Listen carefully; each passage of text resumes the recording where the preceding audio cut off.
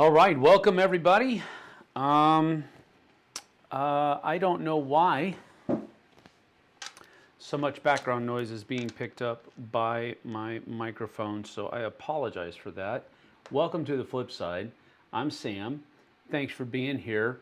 You rock. I don't care what everybody else says about you.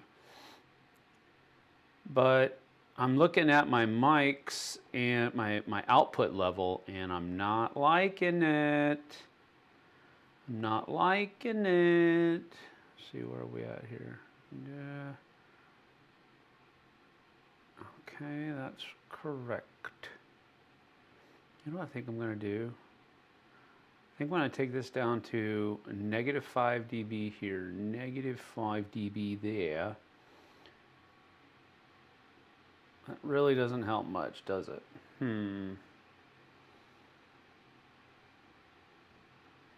How about if I take this down to 10 and I boost this to negative 5. How does that sound? Hopefully that's okay. I don't know. Sounds good on my end. Ken Albert says, all right, cool. Thanks, Ken. I appreciate that. Does Sam really compete with anyone? Sam is competing with the Dice Tower's top 100 right now. I'd rather be here. Well, thank you for that, Vanessa. I appreciate that. Top 100 is actually really fun list. I don't care who they are, and Dice Tower does it really good too. So I appreciate you being here. I appreciate it. Really, no, you know how when people say you're speechless, but then you just start filling the air with words? That's kind of how I feel. Thanks. Appreciate that. Did Sam move to Iceland? No.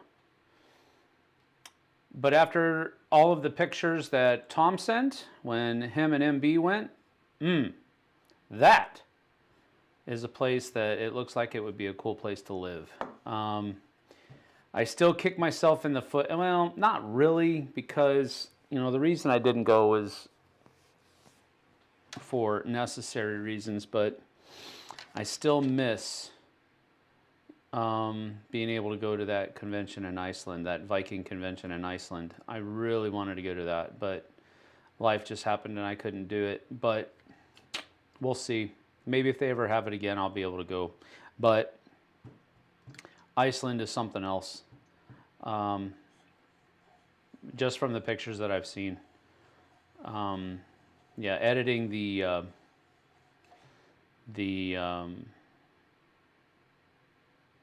vlogs that Tom and Z sent back, that was brutal.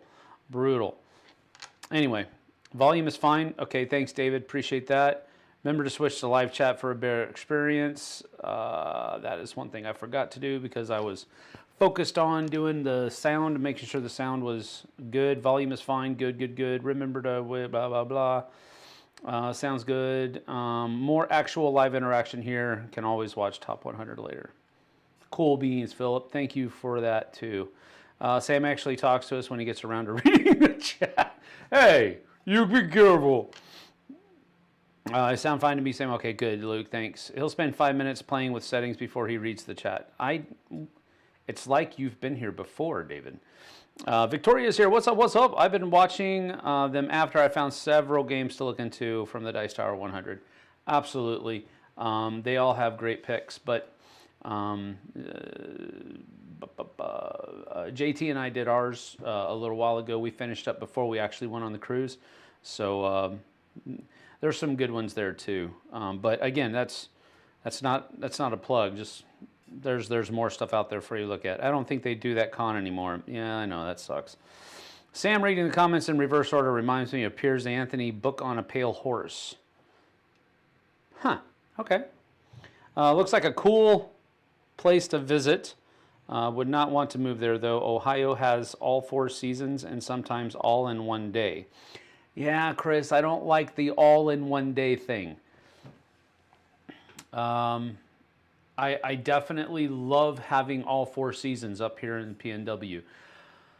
But experiencing all 4 in one day, nah, I don't think I want to do that. But that being said, 4 seasons is a good thing. Smile. I already have a list from yours. Oh, that's cool. Thank you, Victoria. Appreciate it.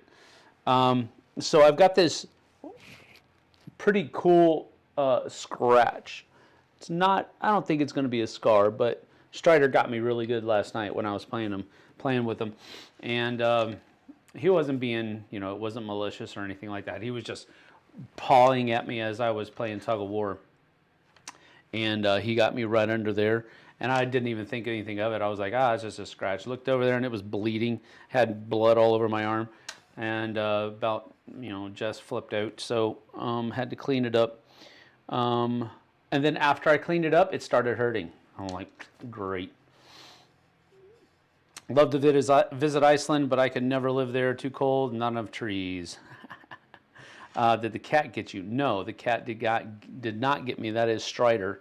I was playing roughhousing with Strider last night, and he just got me with his nails. That's all. Not a big deal.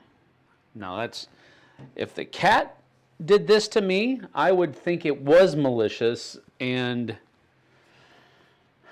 Because cats just have that air about them. Like, you don't want to snuggle with me? Fine, I will hurt you. That's what cats feel like to me. Dogs, however, are just like, hey, let's play fun. Let's have fun. Let's have fun. Let's play. Let's play. Oh, I hurt you? I'm sorry, but let's keep playing.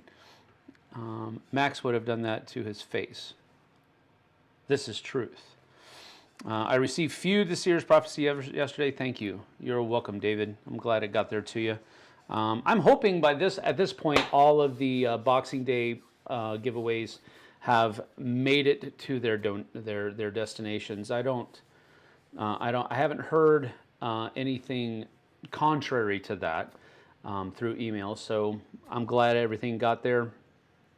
And I will say this, David, yours was the one that I had the most trouble finding a box for, and I literally I just got fed up, and I was like, okay, I'm done. I'm cutting a box and making my own because I can't find a box that's going to fit this, not even close. You know, they were too short, or they were too deep, or they were too shallow. They were just right for length, and then they were too shallow, and the box would step up. Ugh. Anyway, first world problems, no big deal.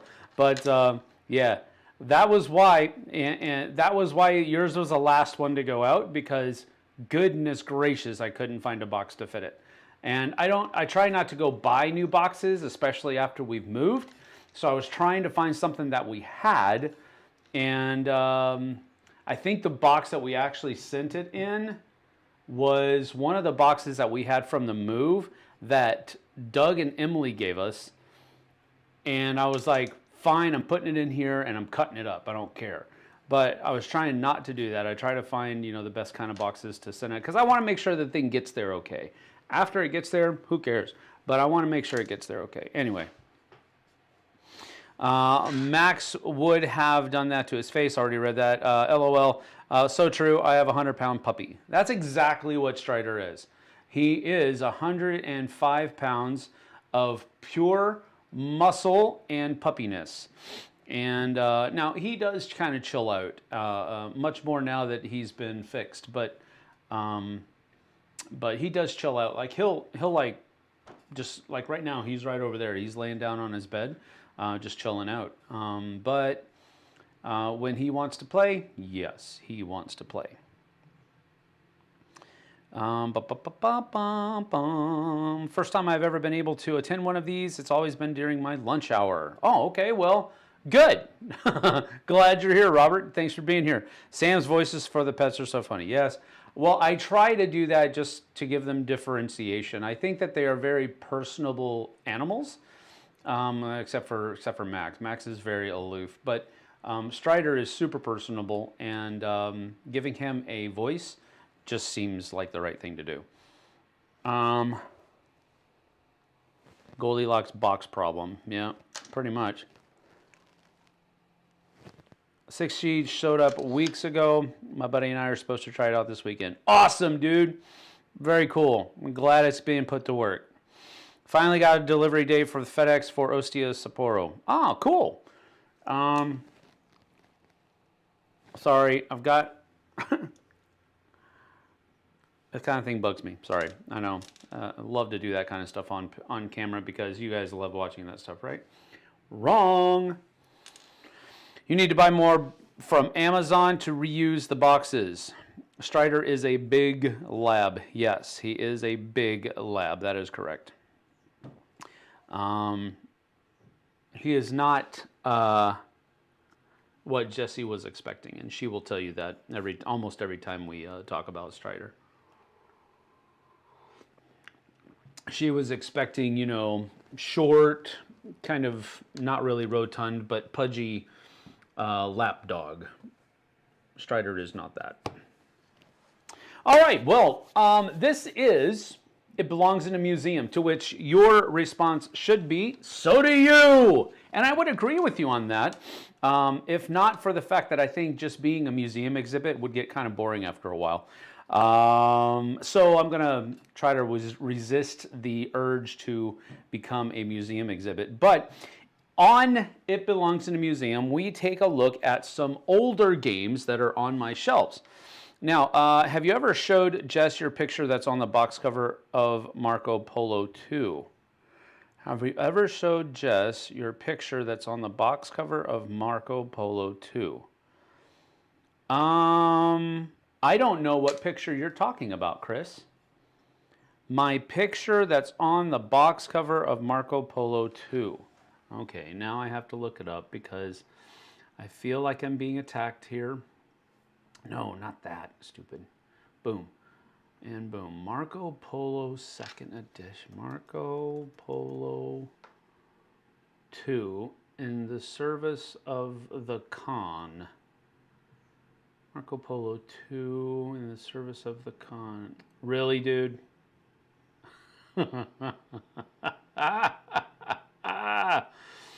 That is not me. Although, wow. That's not me. I will say that. But, wow. Okay. No, I haven't, because that's not me. That's pretty funny, though. That's pretty funny indeed. All right. So, oh, wow, that's not as old as I thought it was. Okay, that's all right. I'm not worried about it. That's why I say older games and not old games. Let's see, what is this?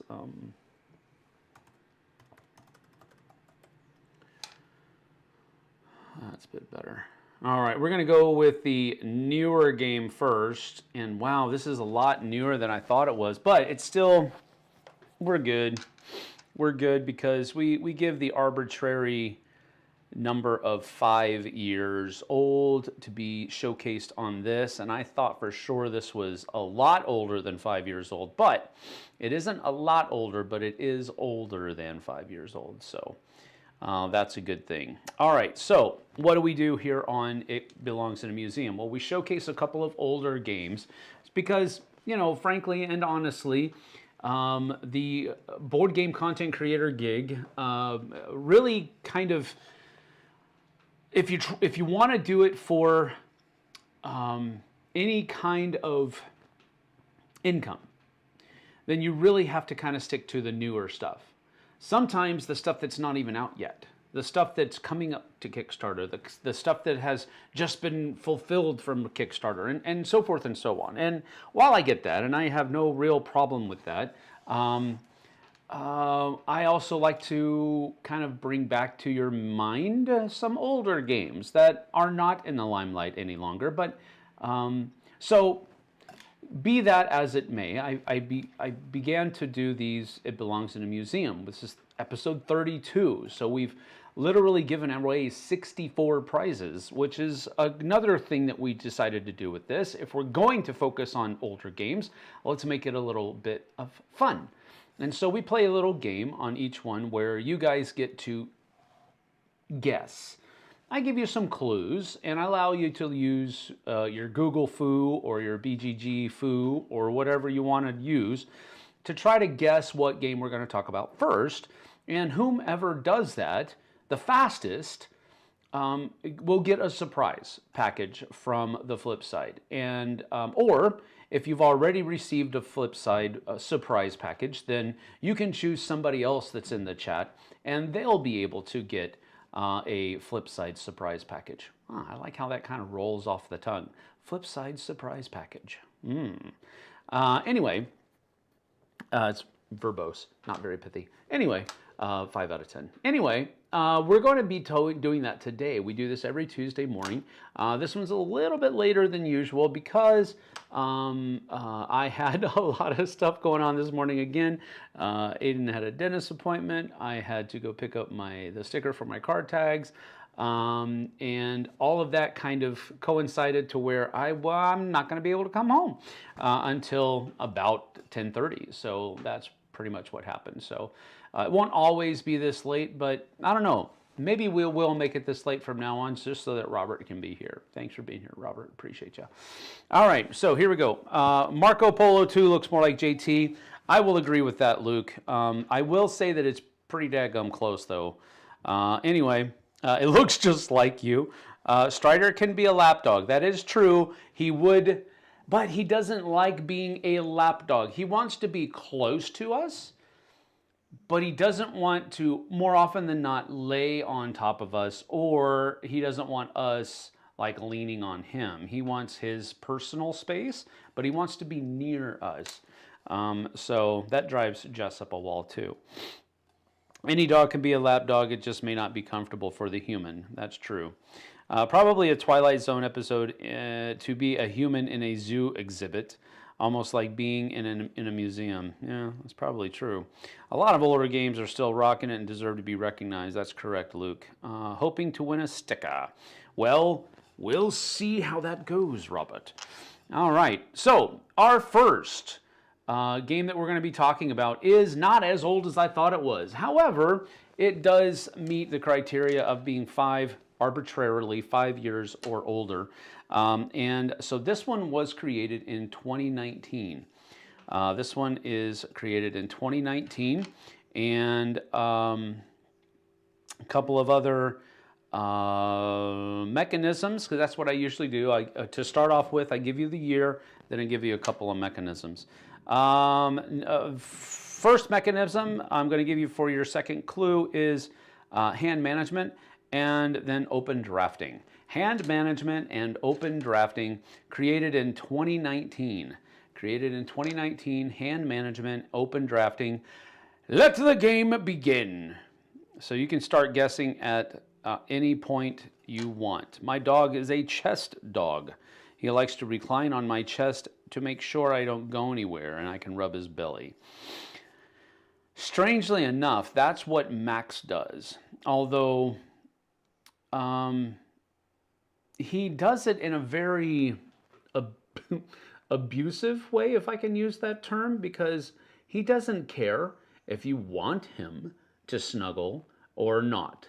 He is just going to snuggle, and while he's up there on your chest and kind of draped over your shoulder, he likes to dig his nails, talons, nay, knives, into your back. And like poke, poke, poke, poke, poke, poke. And yeah, that hurts a lot. All right, here we have the first few guesses coming in. Res Arcana, no. Crusader Kings, twice, no. Res Arcana again, Chris Mayfield says, no. Tom, Crusader Kings, no. Aeon's End, no, Robert Harris said.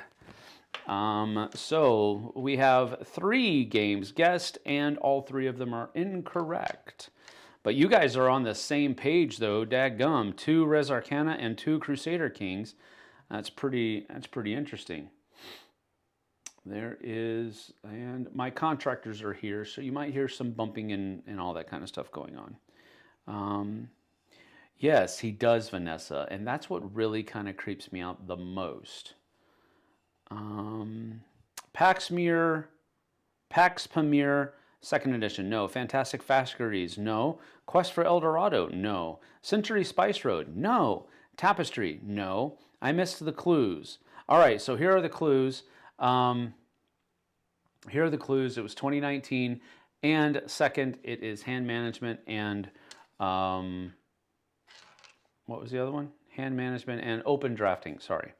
Hand management, open drafting. I missed them too. Just got here. No matter, Peter.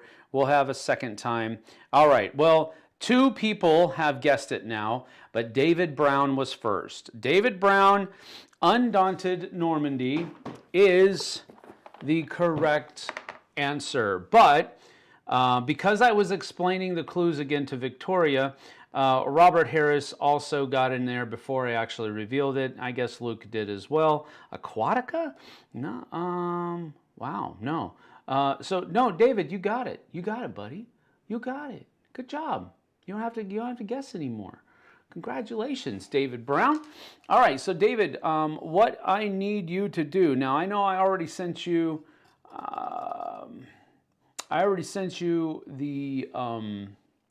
The thing from the Boxing Day feud, the Seer's Prophecy. So I still have your address. But what I want you to do is send me an email saying that you guessed correctly Undaunted Normandy.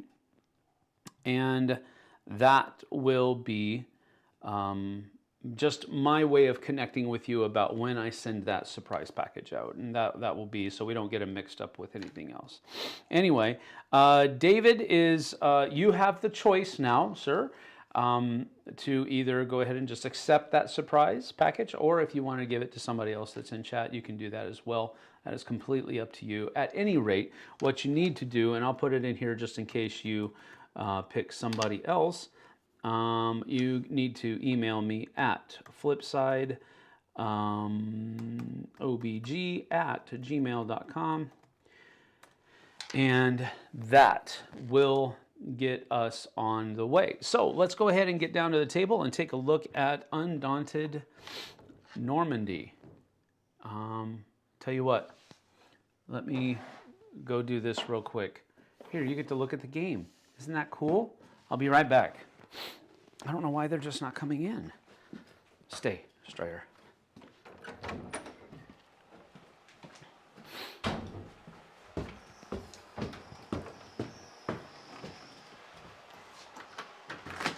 Housekeeping. Yeah, come on in, man.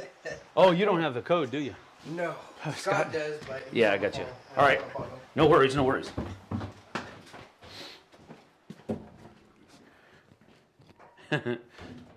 All right, there we go.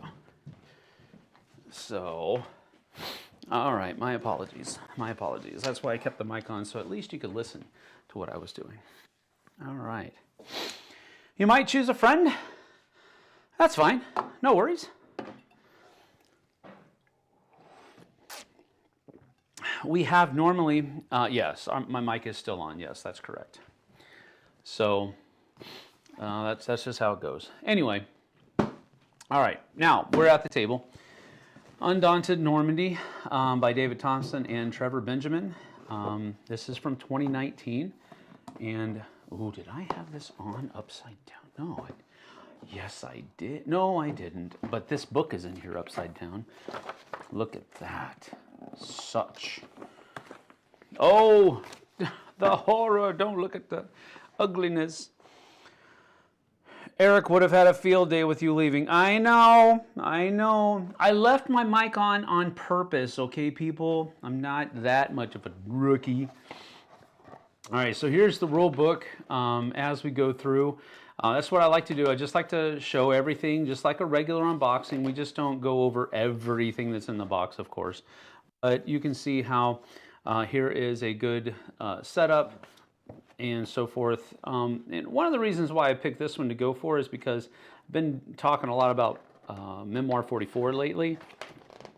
And every time I talk about Memoir 44, somebody brings up Undaunted, whether it's Normandy or the Battle for Britain or whatever. Tom even was talking about, not Tom here, Tom, but Vasil was, when I was down in, after the cruise, he was asking me if I had tried the Callisto, the space version yet, and I said no.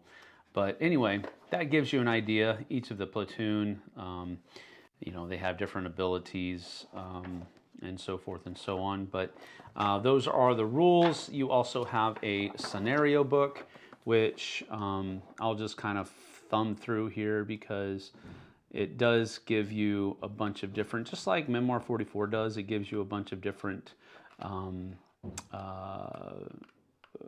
scenarios that you can play through. So that's a pretty cool thing. So I'm sorry it's messy in here. I haven't played this game in a long time. So yeah, everything's going to be kind of in the wind here. So I apologize for that. Looks like I have bad guys and good guys all together over here, which that can't continue. Good guys. All right, so the good guys are going to go here. Hey. So anyway, your units are represented by these counters. Oh, come back here. And so forth. So that gives you an idea, a little bit of an idea, but you also have, I'm going to keep that out for now. They're there. And then, so you have a whole bunch of these different mortarmen, gunners, riflemen, scouts, all that kind of stuff. So, bum bum, wum bum bum wum. All right, there we go. Bam. So, bad guys, good guys are back in the right place. I'm gonna put that right there as well. You also have a bunch of different tokens that are in here as well. And then you have a whole bunch of cards for each side. Each side has their own deck. So here is the German deck over here. And then each side also has some 10-sided dice as well. So you have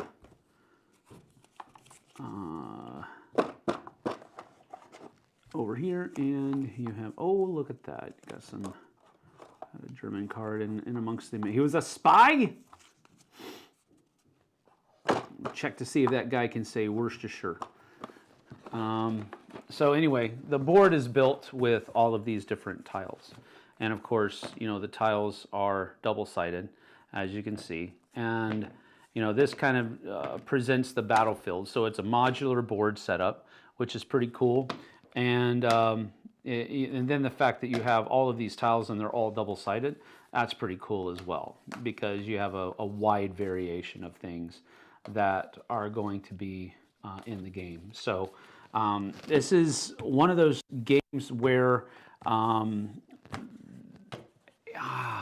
want to say, I'm not absolutely sure, so maybe I shouldn't, but I want to say that this is probably more accessible than Memoir 44 is, but I don't know for sure if that's actually the case, especially if you're talking about the 6-year-old one. I know they're still coming out with games in the Undaunted series, so let me make sure I have this correct. Yeah, I do.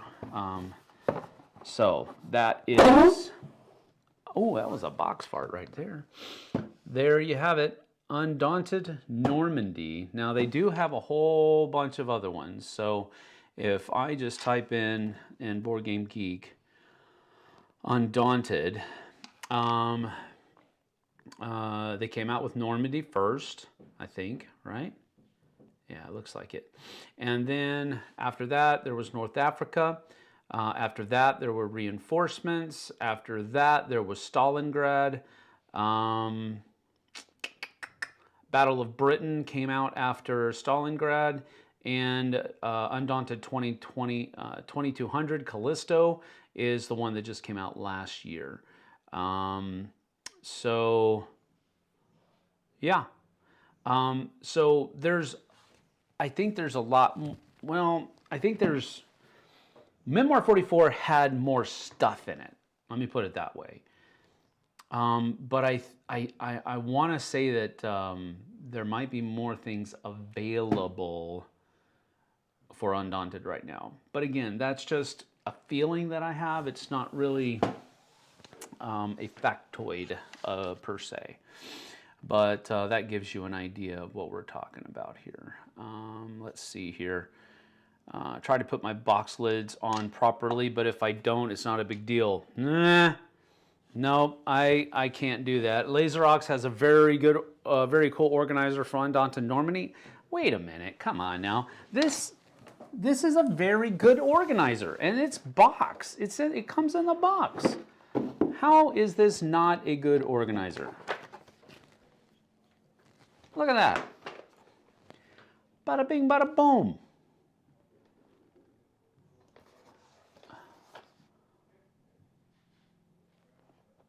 This is a really good box organizer for this. I don't know why you would need something better. I mean, there is a lot of space in here that could be, you know, kind of compartmentalized a little bit better, but it holds everything well. Did I put the punch outs in here? No, I didn't. That's probably why I didn't put the punch outs in the bottom of the box to make everything nice and snug afterwards. But, oh dear, now I've gone and done it. Oh boy, there we go. All right. I think this isn't bad. Not bad at all. Will that fit in there? It will. I like that better. All right. But this is a nice organizer. I know David is all about his customization of the organizer, and it's all his rage, yes. But I think that one's pretty good. But if you want to get a new one, that's fine too. I might have a legit meltdown if you did that to me. One of us saying, go to his house and turn the box lids upside down on his games. That's true, Peter. I do not like that. That's something that I check. It's just something like, because if I'm showing it to somebody and I'm like showing them the front of the box, I want to be able to like look at the back of the box and pointers and stuff like that. And if it's upside down, I never pay attention to which way I put the lid on. Well, you wouldn't drive me nuts. I would just do it for you. It wouldn't drive me nuts. Really like this game. Give it a different feel than Memoir 44, but it likes them both a lot. Okay, cool. I want a Pacific version of this game with naval combat. Ooh, that sounds interesting. David Brownlee just got a tracking number for Crokinole. Woohoo! My brother will finally get his Christmas present. Well, here's the thing. We just had on Saturday, we just had a church game day. We ran from 12 to 5, and then we went to a hockey game that night. But during that time, a guy brought in his Crokinole board that he got from the Mayfair Kickstarter. And he taught me and another buddy of mine, Brian, how to play. And we sat there and played it. It was the first game of Crokinole that I've ever played. Now, I've goofed around with, like, you know, flicking the discs, but I've never really known the rules. And so that was the first time we played. That's a really fun game. And it's really fast, too. It's not like it's... now, I imagine, as with almost any game, if you have people who are, like, take it seriously, I could see where people would be, like, super careful about what they're doing and strategy this and tactics that and all that, but... Nah, we didn't do that. We were just like shooting things across the board, following the rules of the game, but still just having fun. That was really cool. I might have to get myself a Crokinole board now, but that's a little bit further down the priority chart right now.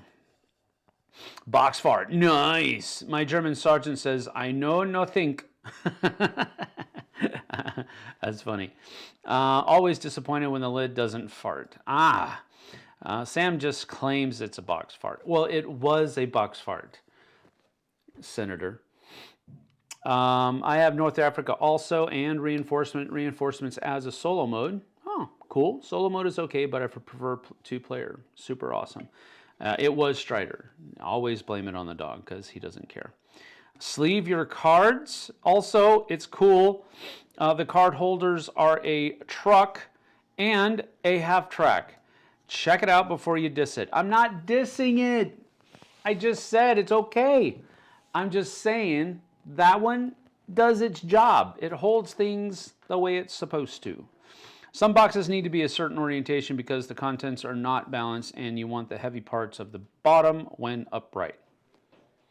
That sounds good. I think the heavy parts in this one are at the bottom. The cards are probably the heavier component there. I've been playing board games for 30 years or more, but there are still so many I've never played. Always on the lookout for a good game, no matter how old it is. That's a good way to go about it, Robert. Awesome. Mine is from the Mayday Kickstarter also. They are still delivering. Yeah, that's cool. If I get a Crokinole board, I want to get like a custom. I know they're expensive, and I guess this is more a want and not. I mean, it's definitely just a want or a desire, not a need. But I would want to get a Captain America shield or something like that.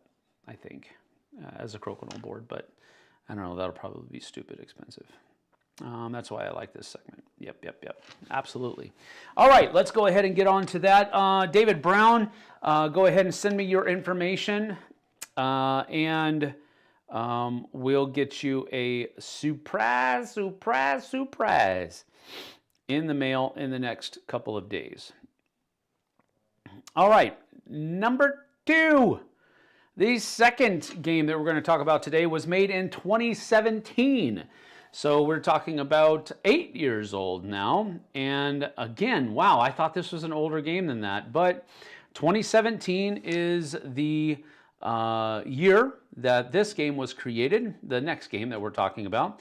And mechanisms here are open drafting again and set collection. So open drafting and set collection are the two mechanisms. The game was published in 2017. All right, so go ahead and start the guessing. Crokinole boards are quite pricey. Yeah, they are. But I will say this, the board that we played on Saturday was super hefty. I mean, it was like not going anywhere if you wanted to move it. You had to really kind of give it a good guff to move it. It was hefty. Came with a nice carrying case as well. I was impressed, and it was a very basic looking Crokinole board, but I was still impressed. Sagrada, no. Near and Far, no. Azul, no. Century Spice Road, Ethnos. I don't own Ethnos, Tom. You should know that. Alien Artifacts. Ooh, that was a good game, but no! Alien Artifacts. Is that the one from Portal Games? I think that was, yeah, that I actually really enjoyed that game. It was a flash in the pan, though. Ex Libris. No. I've heard Jim Nabors sing Christmas songs. His voice was very operatic. Yes, it was. Jim Nabors was something else as far as the singer was, his singing ability was concerned. I also liked him as an actor, too. I thought he was very funny. Baron Park. No, Robert. Fantasy Realms. No, Peter. So close and yet so far. No, actually, you weren't close at all. Riverboat. TI4 Loki Edition. Wouldn't you like it? No, Fantasy Realms. Robert Harris says Riverboat. Nope. Unfair. There's nothing unfair about this. I'm allowing you to use whatever resources you have at your disposal. Yes, I do know what the game is, but that's because I've picked it. It's not because I'm being unfair. Santa Maria. Gentes. No. What year? 2017. 2017 is the year, and the two mechanisms are open drafting and set collection. Open drafting and set collection. Need more clues? The Lady and the Tiger? No. Seven Wonders Duel? No. I love it when this happens, because this game only has 4 mechanisms listed on BGG. Space Explorers? No. Majesty for the Realm? No. Roll for the Galaxy? No. Thank you for trying. Would you like more clues? Would you like some more fries? Gentes, nope, somebody already, Luke already guessed that, and I said no. All right, here we go. Here's a couple more clues. The other two mechanisms are betting and bluffing and dice rolling. Betting and bluffing and dice rolling. So you have 4 mechanisms now: betting and bluffing, dice rolling, open drafting, set collection, and the year is 2017. If you can't get it with that, then you have your BGG foo is lacking. Ticket to Ride Germany. There's no dice rolling in Ticket to Ride Germany. Sheriff of Nottingham. Nope. Ex Libris. No. Champions of Midgard Valhalla. No. Quests of Valeria. No. Theme. I'm not going to tell you the theme. Robert Harris. You did it. You did it, my man. Spoils of War. Oh, dadgum, this one's wrong too. Oh gosh, everything is wrong. I think the insert might be in the box wrong. Yes, I said that. Spoils of War. It is a Viking-themed game. Philip. BGG is for last resort in this game. All right. Spoils of War. This is from Arcane Wonders. And my good friend and sponsor of the channel, Kevin Burkhardsmeyer, who is the owner of Game Toppers, used to walk around at conventions dressed like this guy right here, because he's got the beard, the white beard and the white hair and all this other kind of stuff, and he had himself groomed to look like that, and then he had a cosplay uniform that his daughters made for him, with which they actually do for a living, I believe. I have a costume shop, and he used to walk around like this dude right here at conventions, just to be kind of like a walking advertisement, if I may. But let's see, winner, winner, chicken dinner. Yeah, the lid wasn't wrong. It was on the flip side. There you go, David. Always, always branding there, bro. Thanks. Spoils of War is correct. Robert Harris won it correctly. I always pick the Viking games first, Luke says. I don't even try. I'm just here for the entertainment value. Nice, Robert. First museum episode that includes your first win. Great combo. Absolutely. All right, so let's go ahead and get down to the table, and we'll take a look inside the box. So it is a game by Brian Pope and Jason Medina. Brian Pope is actually the owner of Arcane Wonders. Now, Robert Geislinger is like the CEO, I guess you could say, the chief executive officer, or maybe that's not correct. Maybe Brian's the chief executive officer and Robert's one of the, the acting president. I don't know how they have it structured, but Brian Pope is actually the owner of Arcane Wonders, but he is very much a driving force there. So, Spoils of War, as you can see, a Viking game. An exciting dice game of bidding, bluffing, and betting. The raid is over. The victorious Vikings gather in the chieftain's tent to divide the spoils of war. Piled high on a massive oak table are the best treasures taken by the raid: gleaming gems, shiny swords, fine armor, and magical artifacts. Once strong allies, the Vikings are taken by greed, and soon a heated debate ensues. Who will get the spoils? Fists pound the table, insults are made, and tempers rise. Let the spoils of war begin. All right, so that's the idea that's here.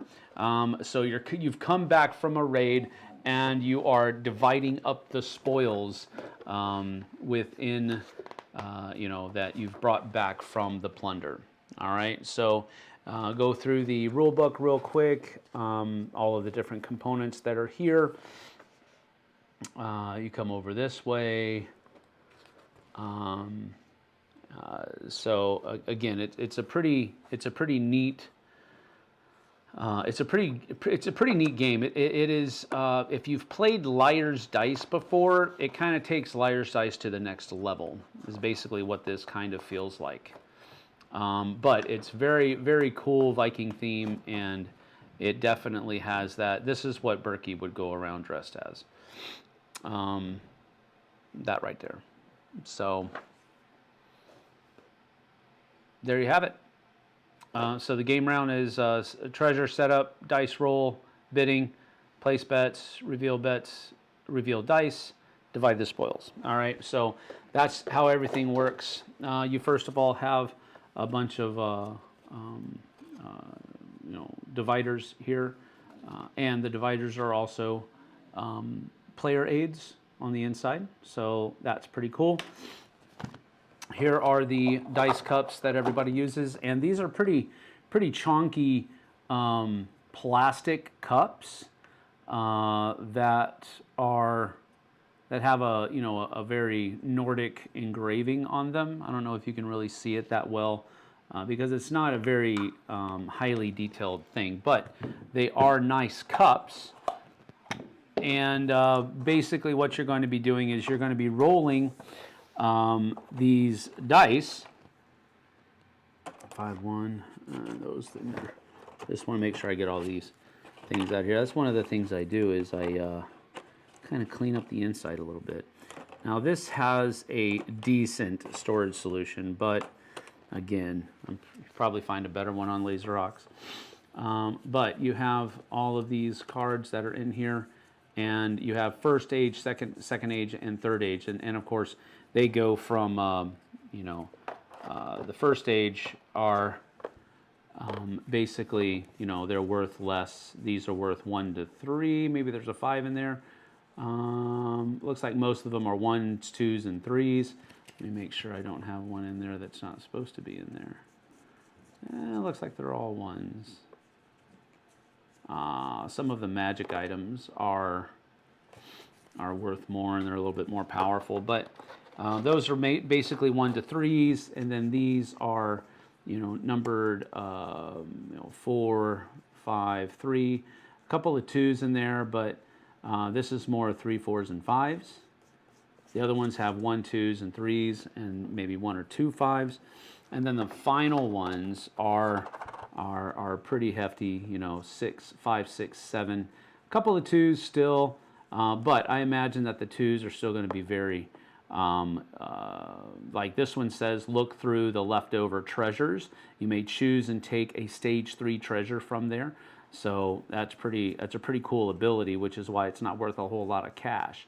But this one goes from 5 all the way up to 7. So the first, second rounds, you're going to be going through and doing all this stuff, but you're going to be basically going through, and you want to there's a bunch of stuff in here I didn't show you. Look at that. So here is the Viking Chief token, and then you have all of these things. So once someone has declared what, just like with the Liar's Dice here, you roll the dice and you have to bid, where I have, 3 2s, and the next person has to go up from that. So maybe they say I have 4 2s, or maybe they have, 2 3s, and they go up either the number or the number of dice or the number of pips. And so you continue doing that, and then somebody can challenge you to say, hey, I don't believe you. And just like with Liar's Dice and so forth and so on. But you could also declare on your turn. There are also these are some tokens that you will get from different cards that you have, copy and cancel. But anyway, after you go through all of that, there will be a time where you reveal your dice, and then if you're on the losing side, so you're going to choose, you're going to be on the challenging side, or you're going to be on the person who declared. You're going to be on the declaration side. And for each Viking on the losing side, they have to give up a gold on their betting disc to the purser who places it in the treasury. The winners keep the gold on their discs. Next, the Viking on the winning side who bet the most gold becomes the Viking chief and takes the chief marker. If more than one Viking bet the most gold, the one who is closest to the winning challenger or declarer going clockwise becomes the new chief. And then the winning side starts to take treasures from the active treasure. So what you're going to be doing here is you have treasure that is kind of split up. Let me show where the setup is here. So, you have starting treasure here, you have active treasure, and so forth and so on. Everybody starts with an amount of money, and so you start picking things from here, and so forth and so on. So it's a game of kind of like social deduction. But on top of that, it's like liar's dice with social deduction. That's pretty much what it is. That's the best way I can put it. But it's a really fun game. I'm one that didn't really care much for liar's dice because frankly, I wasn't very good at it. But I did enjoy this one a lot, if only for the theme. But I mean, I don't think that's a bad thing. You know what I mean? If you enjoy a game because of the theme, that's cool. It's just like enjoying the game because of enjoying the mechanisms, in my opinion. So that is Spoils of War. Am I putting this back? Yes, I am. Okay, cool. And that is that. So Robert Harris, again, those are double-walled cups. Yeah, pretty much. Robert Harris, you need to email me at flipsideobg@gmail.com. Jessie probably would not be good at this game. Yeah, that's probably true. She does not do very well at bluffing and lying and all that kind of stuff. She's usually very, if she's lying, she's very much, very upfront about that. I shouldn't try. I have to stop the treadmill to type. Hopping back on. Can't text and walk at the same time. I think I may have played this once, but it was years ago. Yeah, I think it was years ago. All right, so let's see. I'm not a huge fan of bluffing games either. Peter Rowan, I enjoy a few games primarily for the theme, even if the game is subpar, like Firefly. Yeah, Firefly is a good game, just because of the theme, because you've got that connection. I understand that. Very cool. All right. So Robert Harris, make sure that you send me an email stating that you correctly guessed Spoils of War. And let's see, let me put Undaunted. Where's Undaunted? There it is. Put Undaunted up here as well. Oh. So these are the games that we talked about today. So Robert Harris, you need to send me an email, and David Brown, you need to send me an email. So make sure that you guys do that. I've got to get going. Any hints as to what the small surprise might be? Does it fit in an envelope? If I told you, David, it wouldn't be a surprise. Now, would it?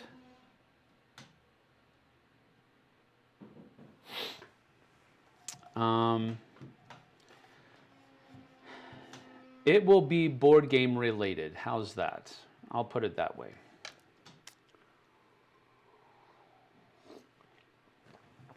And it probably will not just fit in an envelope.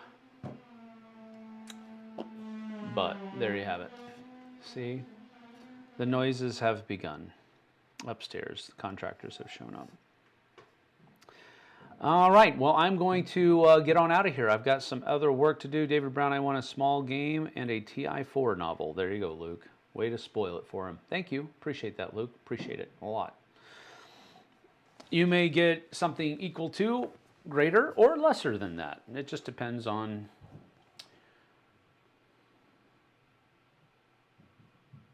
arbitrary criteria that I make up on the spot. 2 different wins. There you go. All right. I'm going to get out of here because I have some work to do. I got to record my review of Middle Ages for the Dice Tower tomorrow and get that edited. I also have to continue working on the Terminus Frontier script because I was not able to devote a lot of time to that yesterday because of things out of my control. So I got to get that finished today so I can get it to them. Thank you so much. Thank you for being here, Peter. See you later. Have a great day. You too. Sorry. I'm just kidding, Luke. I could not care less. All right. See y'all later. Thank you for being here. If you were winners today, make sure that you email me your information so I can get those surprises out to you. Thank you for being here. I certainly do appreciate you and the time that you've taken to be here. So I appreciate it. Give us a like and subscribe. Hit that bell icon so you can be notified when we have more videos coming out. And we will see you guys and gals on the flip side. Take care.